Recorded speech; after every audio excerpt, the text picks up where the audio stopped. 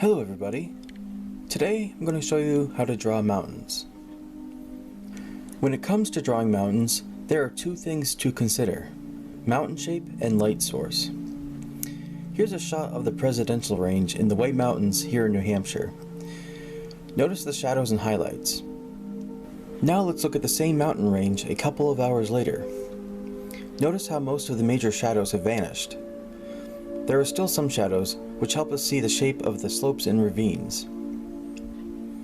By the way, I took these photos just a few days before the record low wind chill of minus 108.4 on Mount Washington. It was cool, no pun intended, to be in that area just days before that record-setting event.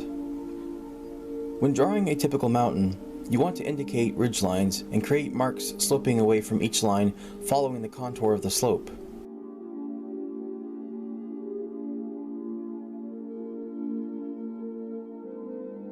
I shade the slopes that are facing away from the light source.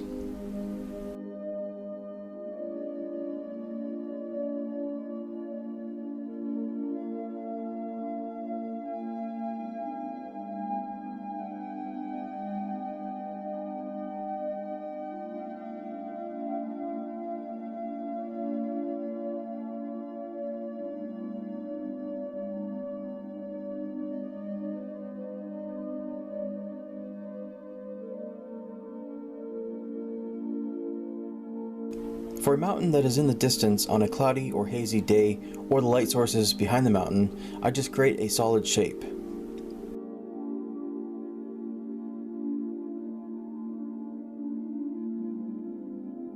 Next, I'm going to indicate a tall, snow-capped mountain in which the light source is mostly coming from behind the viewer.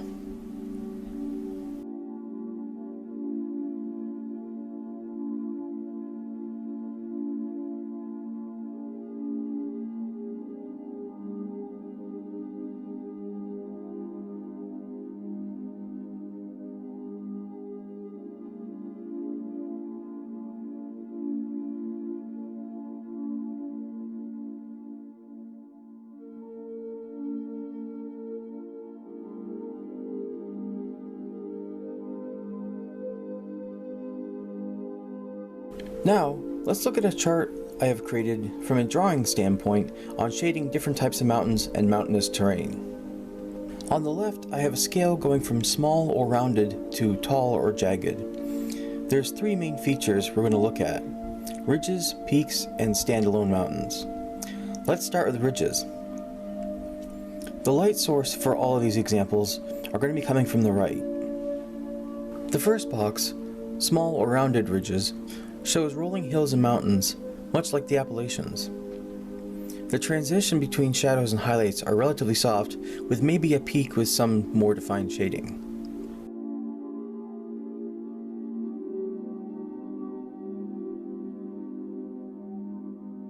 The next ridge is taller and a bit jagged, but also still some roundness on some of the peaks. The shadows are a bit more defined here.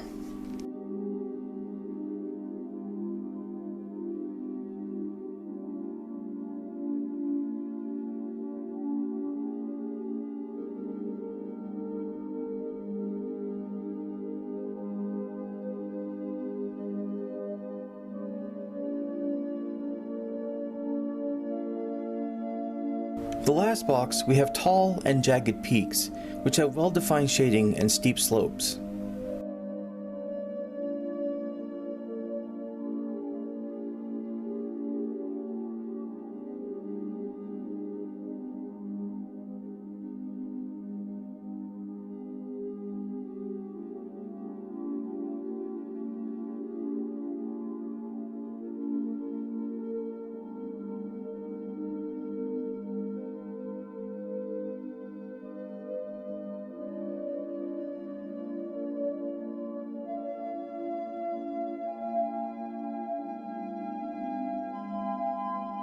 Now onto the peaks. The first peak I shade using vertical lines indicating trees. I use less pressure on the highlighted side of the peak.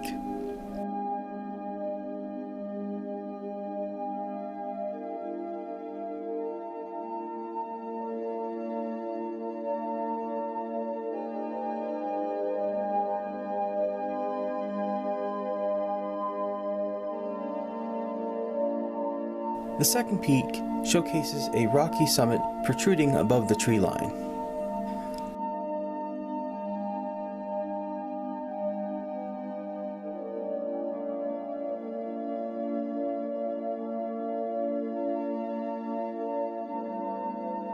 The last peak is tall and jagged, seemingly piercing the sky.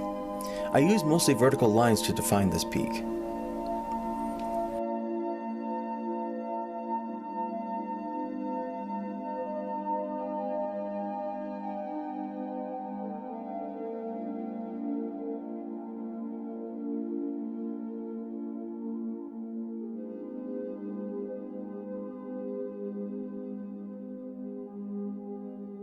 And lastly, we arrive at standalone mountains.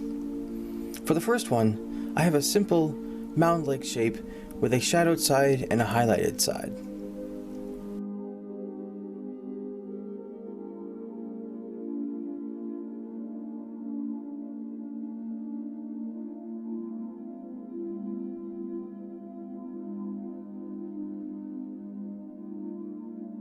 The second mountain, I create more detail, defining the different ridges and ravines.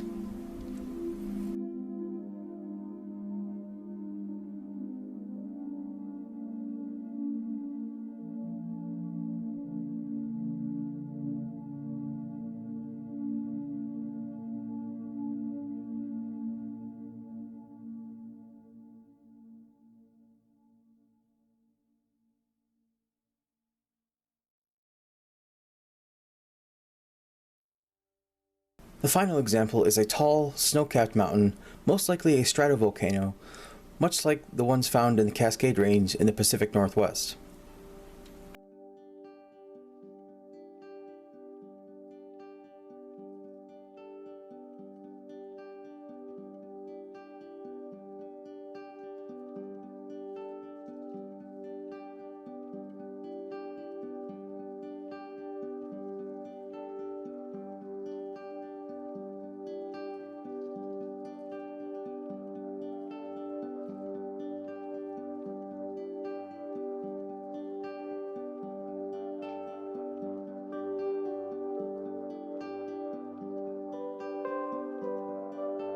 Here's the completed chart. You can find this chart on the illustration page of my website. I'll leave a link in the description. For this last part, I'm going to leave you with a couple of speed drawings, showing today's drawing techniques in action.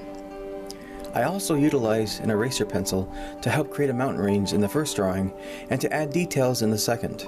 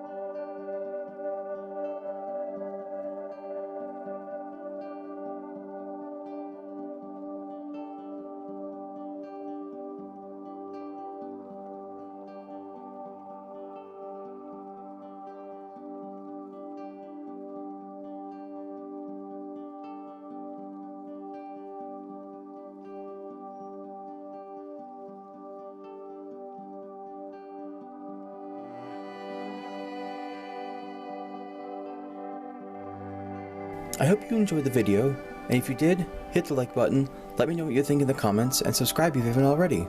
Alright, I'll see you in the next one.